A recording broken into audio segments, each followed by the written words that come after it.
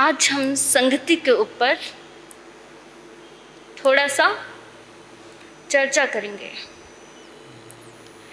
संग किया था गौतम स्वामी ने प्रभु महावीर स्वामी का, एक जन्म का नहीं अनेकों जन्मों का प्रेम था, स्नेह था, आत्मीय भाव था।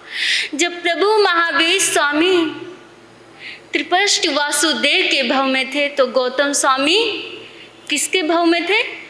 सारथी के भाव में।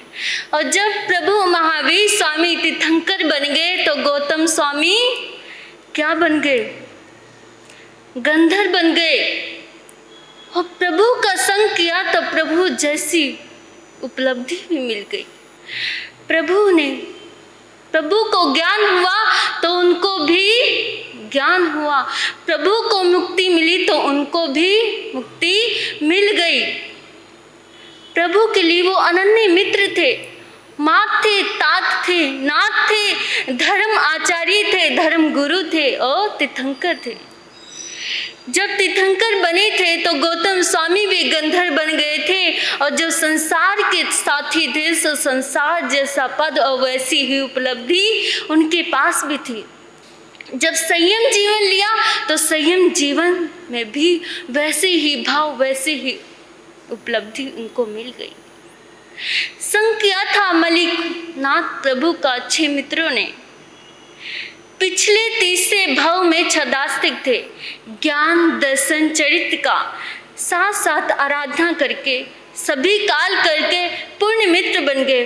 वहां से चयन किया, भाव बदला गया, सबके भाव, प्रभाव, स्वभाव सब कुछ बदल गया।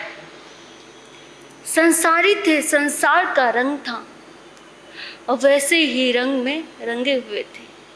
जब मलिनाथ प्रभु का संग मिला तो उनका विचार, आचार सब कुछ बदल गया। लक्ष्य बदल गए, भावनाएं बदल गई, योग बदल गया। विवाह के लिए आए थे और वो 7 फेरों में बंधने के लिए आए थे और निर्बंध होके चल पड़े। मलिनाथ प्रभु का उपदेश सुनकर उनके अंदर वैराग्य जाग गया और वो क्या हो गए? दीक्षा ले ली। दीक्षा लेके भी केवल ज्ञान अरिहंत सिद्ध बन गए, वो भी 6 के 6 मित्र। हमें संगति किसके जैसी नीचे, हमें जो अच्छा राह दिखाए उसकी संगत करनी चाहिए ना। और किसने संगत करी थी? सुलस ने अभय कुमार की संगति की थी तो कितने विद्वान, कितने महान बन गए। जब सुलस ने अभय कुमार की संगत की तो अभय कुमार को प्रभु महावीर स्वामी ने कहा था कि अभय, तेरे सभी मित्र सम्यक दृष्टि होंगे। अभय कुमार ने चिंतन किया कि मैं प्रभु की वाणी तो कभी असत्य हो ही नहीं सकती, वो त्रिकाल सत्य है। तो मैं क्यों ना ऐसे व्यक्ति को दोस्त बनाऊं जो मिथ्या दृष्टि है, मेरा सानिध्य पाकर वो भी सम्यक दृष्टि बन जाए। और सुलस को ऐसे जिनवाणी से ओत-प्रोत करना प्रारंभ कर दिया और वो क्या बन गए? जब वो जिनवाणी से ओत-प्रोत करना चालू किया सुलस को, और सुलस के पिता, आप सभी को पता है कि सुलस के पिता क्या करते थे? वो कारसूरी कसाई के पुत्र थे सुलस। जो उस समय, अब जो पिता कार्य करता है वही कार्य पुत्र को भी करना पड़ता है। तो सुलस को सब लोग उनसे कहने लगे, तुम्हारे पिता जाने वाले हैं तो तुम अपने पिता का कारोबार संभालो। तब उनको दोस्ती हो गई थी अभय कुमार से। तो उन्होंने मना किया कि मैं ये कारोबार नहीं संभालूंगा, मैं दूसरा काम चालू करके अपना गुजारा कर लूंगा, किंतु ये काम नहीं करूंगा। उनके पिता में इतनी हिंसा कि वो 500 भैंसों को एक साथ बलि देते थे, एक साथ, एक दिन में। और उनकी जब लास्ट आने वाला समय था तो उनकी पीड़ा कैसी थी, आप लोग सुनोगे तो हैरान हो जाओगे। जब वो शैया पे लेटे हुए थे तो उनके शरीर में इतनी वेदना कि उनको जब ठंडा पानी दिया जाता था तो उनको क्या होता था कि उनको लगता था कि मेरे ऊपर उबलता हुआ पानी मुझे दिया जा रहा है। अपने बेटों को बहुत डांटते थे, तू मेरा इतना सा भी ख्याल नहीं रख सकता, इतना गर्म पानी मुझे दे रहा है।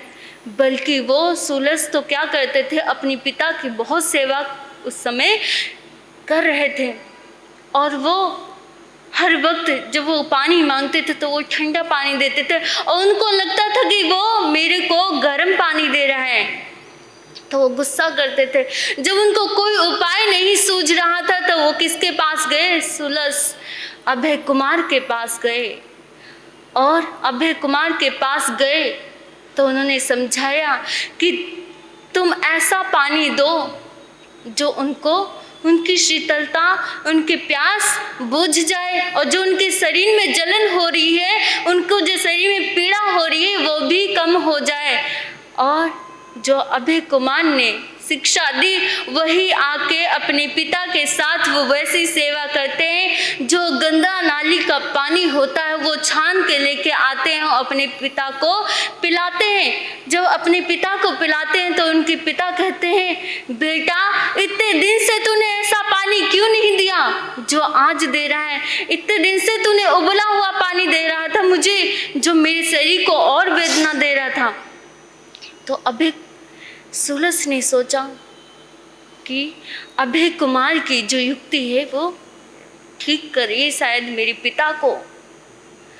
और जो उनके देह में जलन हो रही थी, जो वो सुअर वगैरह जहाँ पे लेटते थे वहाँ पे जो जितना कीचड़ होता था वो कीचड़ लाके उनके देह पे लगा दिया तो उनको क्या मिल रही थी, उनको ऐसा लग रहा था कि मेरे शरीर में आज ठंडक पहुँच रही है। इतनी वेदना से तड़पते तड़पते, किंतु उस समय उनको थोड़ा सा भान तो हो गया था, क्योंकि किसका सानिध्य मिला था, अभय कुमार का। और सूलस तो बन ही गया था प्रभु का भक्त, प्रभु का भक्त बना था तो उनको जिनवाणी से भी थोड़ा बहुत समझाता था। किंतु जो अज्ञानी व्यक्ति होता है वो कभी कुछ ऐसे व्यक्ति होते हैं जो उनको समझ में कम आ पाता है तो वो मर के कहाँ पे जाते हैं, नरक में।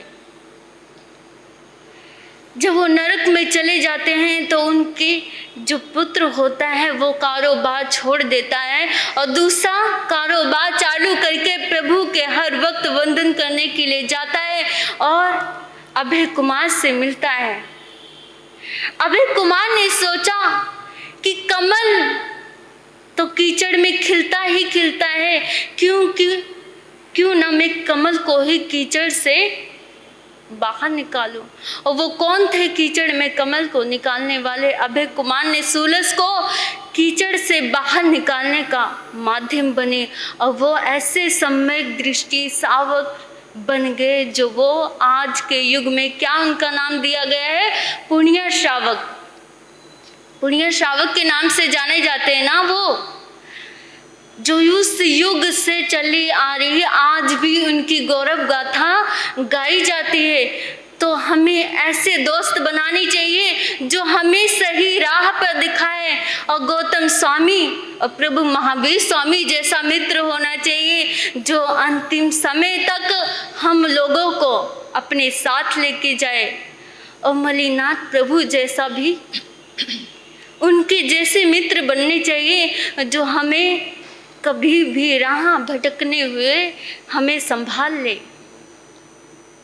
किसी के ऐसे मित्र हैं कि वो हमें गलत रास्ते पे जाने के लिए बोल रहे हो, किसी के भी ऐसे मित्र हो तो उनसे दूर हट जाना, उनसे दोस्ती छोड़ देना, किंतु वैसी दोस्ती कभी मत करना जिससे हमें कीचड़ में गिरना पड़े, जिससे हमारे माँ बाप की नाक नीची करनी पड़े। ऐसे मित्र कभी मत बनाना जो हमें ड्रिंक करने के लिए मजबूर कर दे।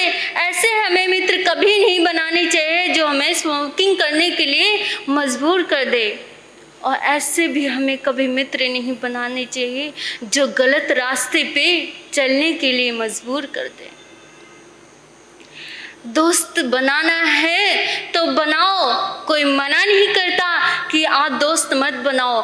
मित्र बनाने हैं तो बनाओ, कोई मना नहीं करता, किंतु ऐसे बनाओ जो हमें तारने वाले हों, हमें अपनी मंजिल पर पहुंचाने वाले हों। ऐसे मित्र को हम लोग बनाएंगे तो हमारा भी कल्याण होगा और साथ में दूसरे का भी उद्धार हो जाएगा। इसी के साथ बोले भगवान महावीर स्वामी की जय।